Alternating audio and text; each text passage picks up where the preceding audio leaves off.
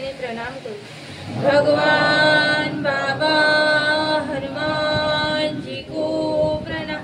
महान त्यागी बाबा जुमदेव जी को प्रणाम। परमात्मा एक। नमस्कार।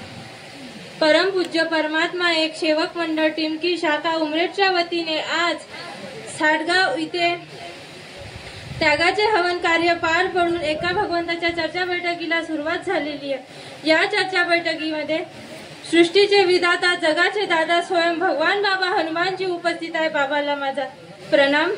तसेच महान त्यागी बाबा जुमदेवजी उपस्थित आहे। बाबाला माझा प्रणाम। तशीच आपली सगळ्यांची लाडकी वाराणसी आई उपस्थित आहे। आईला माझा नमस्कार। तसेच आजच्या चर्चा बैठकीचे अध्यक्ष जोंदलकर काकाजी यांना माझा नमस्कार। तसेच संपूर्ण मंचला माझा नमस्कार। सेवक सेविका बाल गोपाल सगळ्यांना माझा नमस्कार।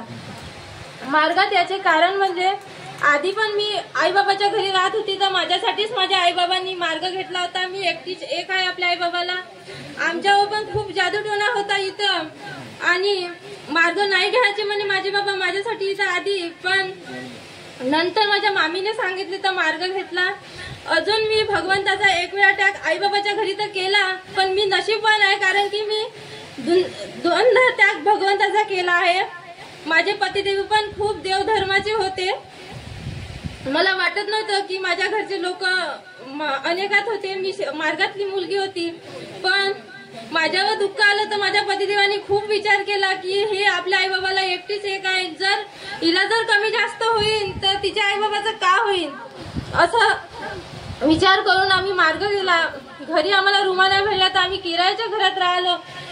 तिथं आम्हाला कार्य घेऊन मग आम्ही मार्गाला सुरुवात केली। मार्ग पक्कीचं हवन झालं का सेवक म्हणते मी त्यागी सुखी समाधानी झालो, तर किती वाजतले झोपून राहिला तरी भगवंत काही आपल्याला म्हणत नाही असे म्हणतात लोक।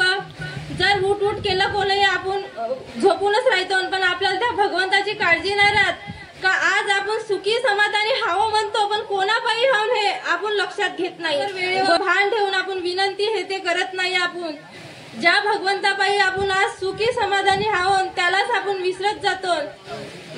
मी धन जायदाद काही पाहिलं नाही, पण मी आपल्यासाठी लाखात एक हिरा पाहिला, कारण की माझा हिरा एवढा हे आहे का मला प्रत्येक गोष्टीवर साथ देते आणि प्रत्येक याच्यावर माझे पतिदेव कुठेही जाईल आपली माणुसकी कमवते आणि माणुसकीनच हे करते।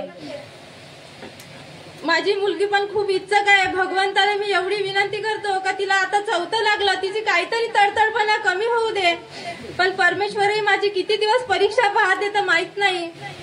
माझं सगळं ठीकठाक आहे। मी नवहवन केले, किरायाच्या घरात मी त्याग केला, सगळं काही माझं बरोबर आहे। माझा संसार सुख सुरवाडी आहे आणि भगवंताला मी एवढीच विनंती करतो की माझा परिवार सुख समाधानी राहू दे।